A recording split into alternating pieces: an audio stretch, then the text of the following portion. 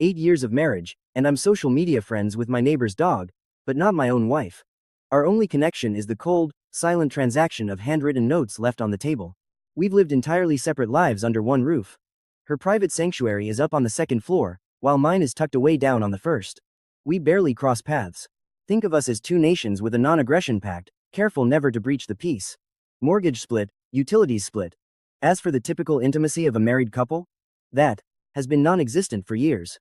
Without that marriage certificate tucked away somewhere, I'd swear we were just glorified roommates. Honestly, this whole marriage was just a masterpiece of parental meddling.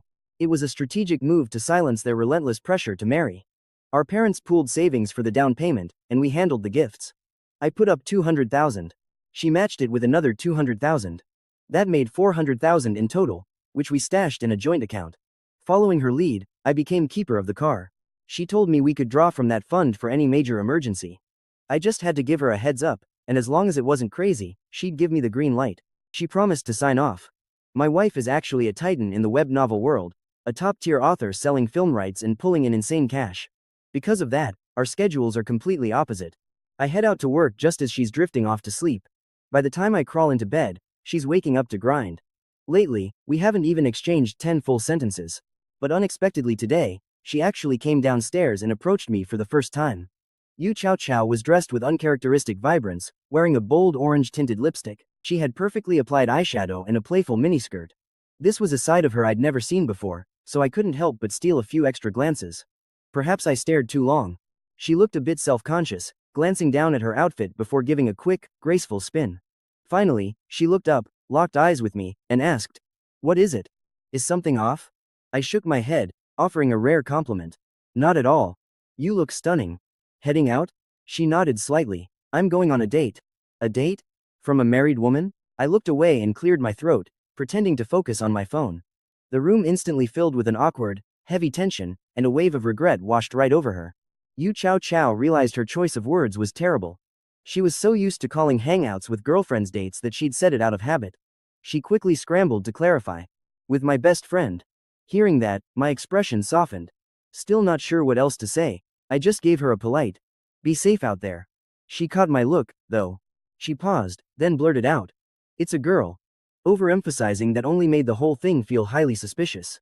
Why specify that? Did she actually have male friends? She could practically hear my inner monologue roasting her. Gritting her teeth, she doubled down, "I don't have guy friends. There isn't a single man in my social circle." The moment she said it, her guilt flared up. It felt like she'd been caught red-handed in some affair. Wait, why on earth was she feeling guilty? She slapped her forehead. She desperately tried to shake that uneasy feeling.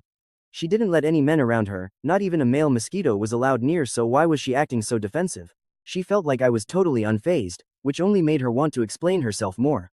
But the more she tried, the more she felt like a liar caught red-handed. Drowning in embarrassment and near a total meltdown, Yu Qiaoqiao finally steeled her resolve. She marched down the steps until she was standing directly in front of me. She repeated with sudden intensity, "Lu Zhao, I am simply going out for a gathering with my best friend." I was totally bewildered. Everything was fine a second ago, so why? Was she suddenly gritting her teeth at me? I racked my brain trying to figure out how I'd offended her. I hadn't, right? I'd barely managed to utter a handful of words. Her temper was way more volatile than I thought. Sensing her dark mood, I looked up and asked, "In that case, do you need me to leave the door unlocked tonight?" "Leave it," she snapped, storming out the door and slamming it behind her. Once Yu Qiaoqiao vanished, I sat there wondering why she had suddenly lost her temper like that. She didn't say she was angry, but her face screamed she was absolutely livid. After analyzing every single detail, I still couldn't reach any logical conclusion. I really couldn't. Why would someone so friendly one second, flip the script so violently the next? I scratched my head in total confusion, finally reaching a verdict. Women are a complete mystery. If she's actually mad, am I supposed to go comfort her? Forget it. I'm not playing that game. I didn't trigger her mood swing, and besides, the more I speak, the more I tend to mess things up. I'd rather not run my mouth and risk truly setting her off. I went over to leave the door slightly cracked for her, showered, and then crashed. I have no clue what time she got back. Once my head hits the pillow, I'm completely out. But when I woke up the next morning, the door was locked. That was all the proof I needed that she made it back safely. I glanced up toward the staircase. The second floor was wrapped in its usual, dead silence. It gave me that recurring illusion that she had never even gone out yesterday. At this hour, she was probably fast asleep, and I didn't dare go up and disturb her. I took one last look before turning away. Afterward, I headed into the kitchen to cook some breakfast. As usual, I only prepared a single serving for myself, just some simple noodles, topped with a fried egg. Once it was ready, I sat at the table, savoring every bite. Truth be told, it's not like I haven't tried making her breakfast before. That happened the day after we got our marriage license. I figured since we were officially married, cooking a little extra wasn't a big deal. Making food for two is easy. It didn't make much difference, so I cooked for both of us. But when I went upstairs to wake her, I couldn't even get past her bedroom door. It was bolted tight. I stood out there knocking and calling her name, but she never made a sound. Whether she was fast asleep or just ignoring me, I had to eat both huge bowls myself. I was painfully stuffed, and honestly, pretty irritated. Being shut out of her room like that made me feel like I'd gone completely out of my way just to humiliate myself. Unless she explicitly invites me up, I have zero intention of ever setting foot on her second floor again. Looking back on it now, I realize I simply overstepped. I overthought the situation. We're just cohabitating roommates, after all. It wasn't worth getting my feelings hurt. From then on, our meals and lives stayed completely separate. With such clashing lifestyles, there is absolutely no need to disturb each other. I finished my noodles, washed the dishes, and headed out to start my day. I own a modest little bookstore. It has a straightforward name: Lu Zhao's Library. The monthly revenue is actually quite decent, pulling in around 10,000 or so. At the very least, it's more than enough to support myself. Right next door, I opened a small bubble tea shop as a side investment to complement the books. Most people who come to browse the shelves end up grabbing a cup of tea. A dedicated manager runs the tea shop, so there's absolutely no reason to stress. I just kick back and watch the profits roll in. Right next to the bookstore's checkout counter, I'd set up a cozy recliner for myself. Normally, you'd find me lounging there, buried in a magazine around the lunch break. Just as I was reaching the final chapter, two female voices drifting in from outside caught my ear. Qiaoqiao, didn't you say your new book finally got published? Since I traveled all this way, you'd better give me a signed copy. I could practically picture Cao brandishing her fist and talking back with a smirk. The moment she spoke, I recognized her voice instantly. Cao snapped back, how about I give you a punch instead? That name, Qiao. That very specific name and unmistakable voice. It was definitely her, no doubt about it. Still, I could barely believe my own ears. I grabbed my phone to double-check the time. Cao was actually out in broad daylight. I must be seeing things. I'd always categorized her as a vampire, the type of shut-in who simply can't handle the sunlight. I stayed slumped in my recliner. If someone walked straight in, they wouldn't spot me unless they looked behind the counter. A moment later, the glass doors creaked open, and two girls strolled into the shop. I sat bolt upright, peering over the edge of the counter. One of them was indeed Yu Qiao. The other was a complete stranger to me. Standing right beside Qiao had a look that was flashier and more striking, though I wouldn't say she outshone my wife. The two of them represented completely different aesthetics. After seeing Qiao's makeover yesterday, I had assumed she was aiming for that glamorous femme fatale vibe. But seeing her now, I realized Qiao's true charm was her innocent, youthful aesthetic.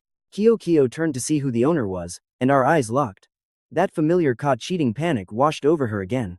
Why was I looking at her like that? The intensity of our eye contact felt loaded with hidden meaning. Suddenly, Qiao instinctively pointed a finger at her best friend. Her mouth formed a silent, desperate shape. She's a girl, this is a girl. I became even more perplexed by her behavior. So what if she's a girl? Why act like she needs to report this to me? Is she trying to set me up? No, that can't be it. Since when was Qiao ever that generous? I'd definitely be annoyed if she went out with some guy, and she'd lose her mind if I saw other girls. It all boils down to the same rule. As long as we get a divorce first, I couldn't care less what she does. Besides, even if she wanted to play matchmaker, she wouldn't be crazy enough to set me up with her best friend. Qiao, why are you just standing there like a statue? Her best friend noticed Yu Qiaoqiao had completely frozen up, so she turned to snap her out of it. She spun around to face her, but then, she caught her friend locked in a heavy, silent stare with the bookstore owner. What was she looking at? Was she interested? Wait, that makes no sense. Isn't Qiao already a married woman? The friend, squinting suspiciously, could tell something fishy was going on. Sure, the bookstore owner staring was one thing, considering how breathtakingly beautiful Qiao is, it's only natural for men to gawk. But the way Qiao was reacting was totally out of character. Girl, you're a whole wife. Where is your sense of propriety? This won't do. The friend decided to stage an intervention. She couldn't just stand by and watch Qiao jump into a fire. She waved a hand aggressively in front of Qiao's face, breaking the spell. Hello? What are you staring at? Qiaoqiao finally snapped back to reality. She instantly bit her lip, looking flustered, and gave her friend's sleeve a frantic, cautious tug. I suddenly don't feel like browsing anymore. I'll just order the book for you online later and have it shipped directly to your house, okay? The only reason they stepped inside was because the friend insisted on having Yu Qiaoqiao buy a physical copy of her published book as a personal gift. But Yu Qiaoqiao never imagined the bookstore owner would be me. There's nothing particularly strange about it being me, yet her primal instinct was to bolt. Besides that conversation she just had with her bestie, she had no idea if I'd overheard the juicy details. But in any situation, one must always brace for the worst-case scenario, so Cao assumed I heard everything. I'm sure she knows I'm aware of her writing career, but I have absolutely no clue what her pen name is. And Cao is determined to keep it that way.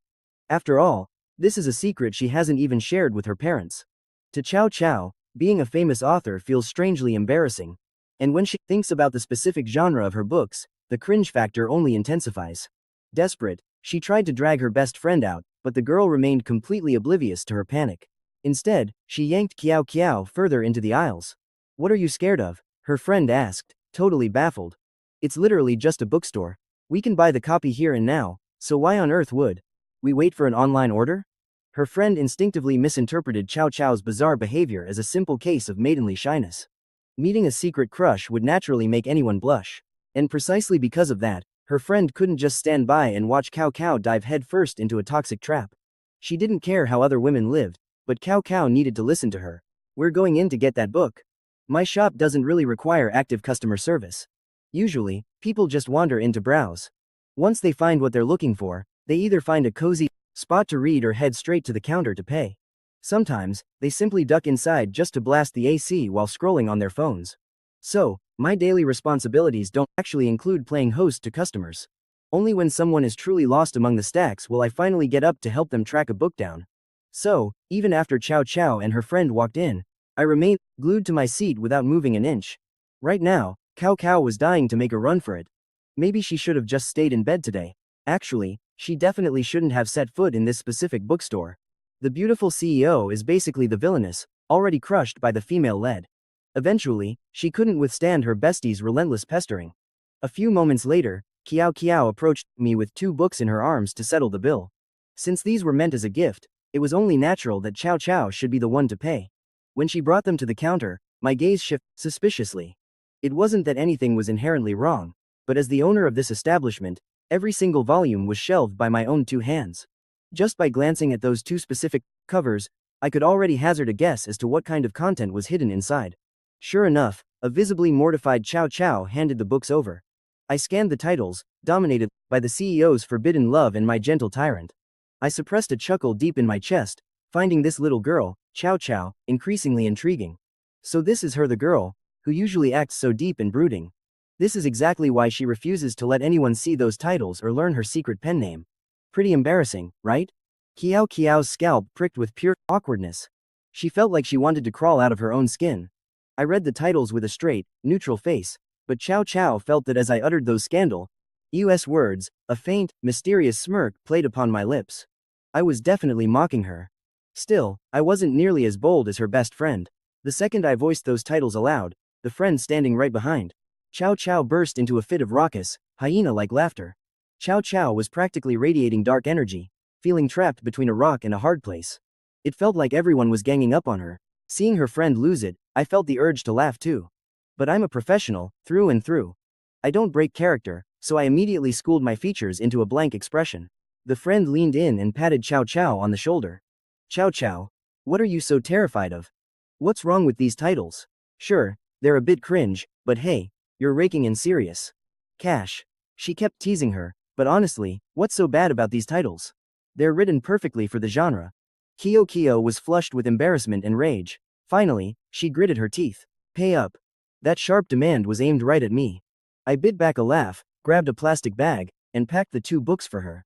Then, I slid the bag across the counter toward her. Keep your money, I said. Think of it as my apology for being rude earlier. It is just 2 books, after all. Together, they are barely $20. Yu Qiaoqiao and I are married, so there is no need to be petty. Why be petty over a tiny amount? She was still boiling with anger, while I was still wondering about that CEO romance novel. What makes that book so special? Sure, it is a total cliché, But, at that moment, Yu Qiaoqiao was so irritated she did not even reject my offer of free books. Why should she? She probably wanted to drain every last cent of my money until I went completely broke. That is my reward for teasing her. Just as she reached for the bag, her best friend went on high alert. The girl lunged forward, yanked her back, and shielded Yu Qiaoqiao behind her like a protective bodyguard. Qiao and I both stared in shock, utterly confused. Her friend spoke up instantly, saying they did not need gifts and would pay full price, no matter what. She claimed it was wrong to let a business owner lose money. Yu Qiaoqiao gave her sleeve a confused tug, but her friend just raised an eyebrow. How much? I am paying, she demanded. She had suspected Qiao was acting shady, but now she figured this bookstore owner was up to something too. After all, the playbook for chasing a woman always starts with little gifts.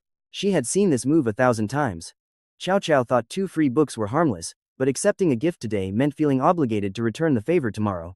Maybe she would have to buy him bubble tea, then he would invite her for dinner, and next they would be getting food to pay him back. That is exactly how a tiny spark becomes a fire. Normally, it would not matter, but Yu Qiaoqiao is a married woman. Even if the friend has never met this mystery husband, a husband is still a husband, right? The absolute best way to shut a guy down is to reject every single nice gesture. Accepting nothing is key. This book might not be a luxury item, but why accept a gift from a stranger? It is not like Yu Qiaoqiao is broke. Her friend had no clue what she was thinking. Rule number 1 of rejecting men starts with not being cheap. Without hesitating, she whipped out her wallet, pulled a crisp red bill, and slammed it down. Keep the change, she declared heroically, grabbing the bag. She grabbed the books, snagged Yu Qiaoqiao by the arm, and hauled her toward the exit. It all happened so fast that Yu Qiaoqiao did not even have time to ask for the change. Before she was dragged out the door, she shot me a desperate look. I touched my face in confusion. Was she mad because she thought I was flirting? I barely even looked at her friend, let alone spoke to her, for I'm done trying to figure this out. Women are way too unpredictable. I literally did not say a word, yet Yu Qiaoqiao is fuming again. I slumped back into my recliner. They had not gone far from the entrance, and their voices drifted back inside. It was mostly her friend lecturing. Yu Qiaoqiao, you are a married woman. Can you please show some self-control? Yu Qiaoqiao felt things spiraling. She had no idea how to explain herself. Being married was one thing, but what exactly did she need to restrain? That word carries a heavy meaning, usually about suppressing deep feelings. But what emotions could Yu Qiaoqiao possibly need to keep in check right now? She agonized over it, unable to make sense of it. Finally, she managed to drum up what she thought was a logical defense. Do you think I was being too aggressive with the owner just now? That I need to tone down my attitude? Her best friend was totally baffled. Was Yu Qiaoqiao actually aggressive? In her friend's eyes, it looked like she had fallen for the bookstore owner. Girls only obsess over their attitude when they are around a crush. But her bestie had no interest in debating about me. It was time to drag Yu Qiaoqiao's husband into the spotlight instead. Her friend's tone shifted as she said, speaking of being married, Qiao. Her tone shifted instantly, turning playful and conspiratorial. Wrapping an arm around Yu Qiaoqiao's shoulder, she whispered, when are you finally going to introduce your husband? I need to meet him. Yu Qiaoqiao brushed her friend's hand off, looking annoyed. You finally visit me, and instead of catching up, you are looking for my husband? Hey, do not make it sound like I have some hidden agenda. I have a fiancé. Why would I want your man? I just mean, since I am in town, shouldn't you guys buy me dinner? Do not tell me you cannot afford a single meal. Outside, their voices faded. My mind was in a complete jumble. I touched my burning cheek, wondering how she would respond. If she actually asked me to tag along to dinner with her friend, I would probably end up agreeing. Not for her friend's sake, of course, but for Yu Qiaoqiao. If I refused to show up, would it make her lose face in front of her best friend? Besides, it is not like I am actually busy. Even so, I still felt a surge of nervous tension. I have never really hung out with girls before, and that definitely includes her. If we do eat together, should I be a gentleman and serve her food? Once they were away from my bookstore, her friend noticed Yu Qiaoqiao looked completely spaced out. She held a cup of bubble tea, but had barely even touched it. After one distracted sip, she just carried it around, leaving a lipstick mark on the straw. She was not actually losing her mind, though. She was just dreading facing me back home. The way I had looked at her made her feel judged to her core. She regretted setting foot in my shop. Curse those arrogant billionaire CEOs and forbidden office romances, she fumed silently in her frustration. Then, she suddenly took a huge, aggressive gulp of her tea. Seeing Yu Qiaoqiao's stubborn silence, her best friend could not help but flick her on the forehead. What are you daydreaming about? Listen to me, stop thirsting over that guy. Yu Qiaoqiao clutched her head in pain, pouting miserably. Take it easy on me. Her friend suddenly leaned in to inspect her face. Yu Qiaoqiao recoiled in panic, pushing her away. What? I am married, remember? Go find your fiancé. Suddenly, it was as if her friend had a major revelation. She stood up straight with a jerk, crossed her arms, and gasped. Yu Qiaoqiao, you have not actually fallen for that bookstore guy, have you? Love at first sight? That makes zero sense. I did not know you were a simp. You were being ridiculous. Yu Qiaoqiao did not even want to dignify that with a response, so she ignored her. But her friend was deep in analysis. Wait, you live nearby, right? Is it possible you two have already met? Why else would he act so familiar? You sly fox. How could you do this to your husband? Yu Qiaoqiao sighed heavily, staring at her friend like she was a complete idiot. What if I told you there is a slight chance that the guy I was supposedly flirting with is actually my husband? What? Did you get divorced and remarried already? Yu Qiaoqiao looked at her, totally helpless. Her bestie froze in absolute shock.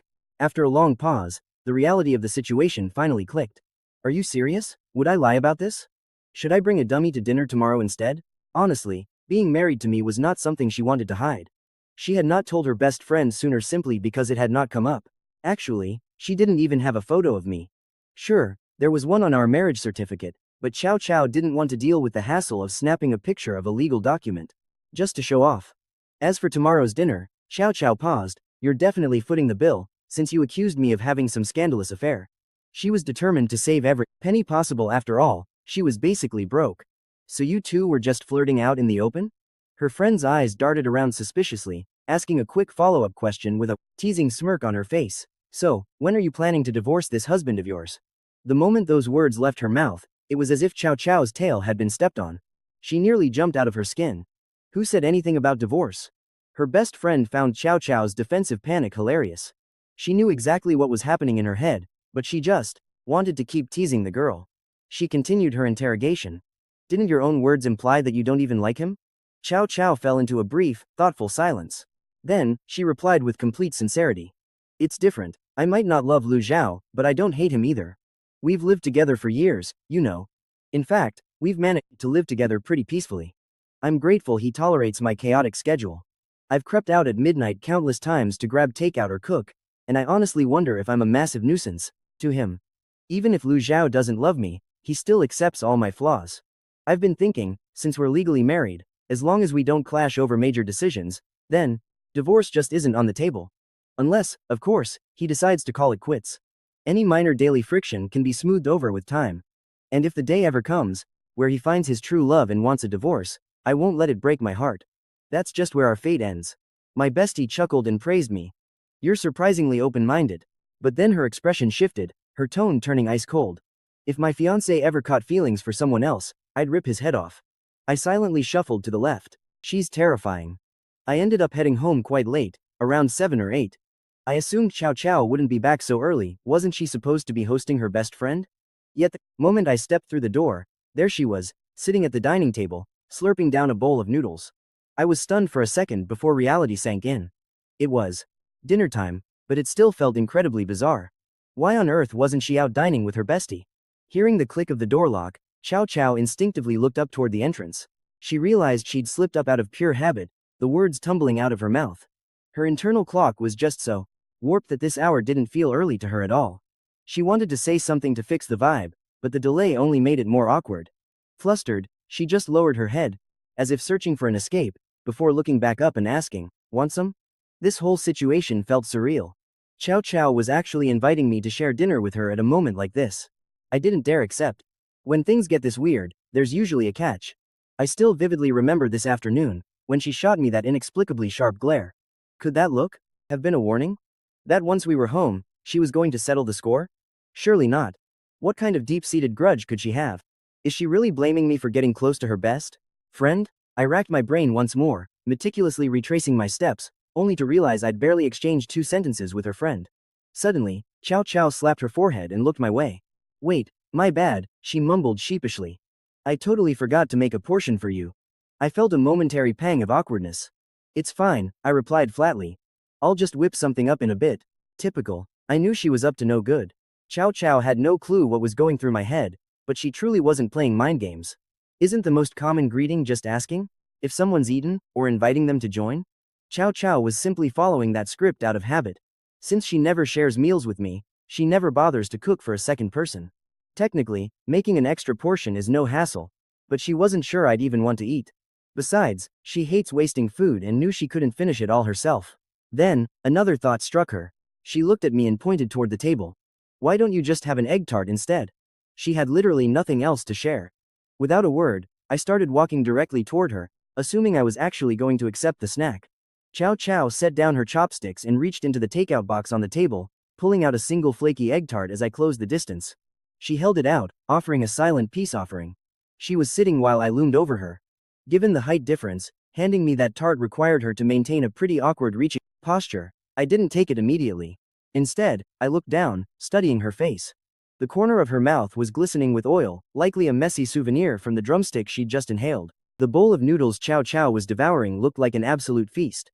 Along with a perfectly fried egg, it was topped with a massive, juicy chicken drumstick. 3 golden egg tarts sat right before her, with a cup of bubble tea off to the left. And of course, she was still holding another egg tart in her hand. A small smirk played on my lips as I reached for my wallet, intending to return the cash her best friend had dumped on me this afternoon. Qiaoqiao glanced up at me, looking completely and utterly bewildered. This is the cash your friend paid for those books. Didn't I say they were a gift? A gift is a gift, I'm not taking your money. Qiaoqiao's bestie might have forbidden her from accepting gifts from other men, but she didn't see this loophole coming, did she? I could easily hand them over when her bodyguard wasn't around. Qiaoqiao didn't overthink it, flashing me a beaming grin, before tilting her head to take a bite, clamping the egg tart between her teeth. She quickly grabbed a tissue, vigorously scrubbing the grease off her fingers until both her hands were free, letting her happily shove the cash into her pocket. She was clearly thrilled about scoring a free $100. I quietly observed her expression once the money was securely tucked away. It seemed like another thought suddenly struck her. With the tart still dangling from her mouth, she reached for another to offer me. But the moment she looked up to hand it over, our eyes locked, and she caught me staring directly at her. I cleared my throat, immediately schooling my features into a neutral mask. Reaching out to take the egg tart, I muttered a soft, "Thanks." Qiaoqiao felt a sudden flush on her cheeks. The way I'd looked at her felt a bit too intense, instantly dragging her back to that awkward afternoon encounter. She'd almost managed to forget it, but now she felt she should disappear for a few days to let the tension die down. The gentle tyrant, there was no way she wrote a book like that. She would never write such cliché, melodramatic trash. She maintained a facade of absolute indifference, focusing solely on devouring her noodles, slurping up a massive mouthful before tearing into the drumstick. She then took a measured sip of the savory broth. Just as I prepared to leave, Qiaoqiao caught my movement in her peripheral vision and immediately called out to stop me. She was mentally wrestling with dragging me to dinner tomorrow, but given our lack of chemistry, she hesitated on how to even broach the subject. Yes? I halted my steps and pivoted back. Qiaoqiao seemed at a complete loss for words, letting the tension simmer for a while before finally gesturing toward an empty chair. Have a seat. Don't be in such a rush to hide in your room. She needed me right there to find the courage to speak. This wasn't something she could leave on a sticky note. Qiaoqiao actually doubted if I'd even agree to grab a bite with her. The entire full episode is finally up, head to the pinned comment to watch it now.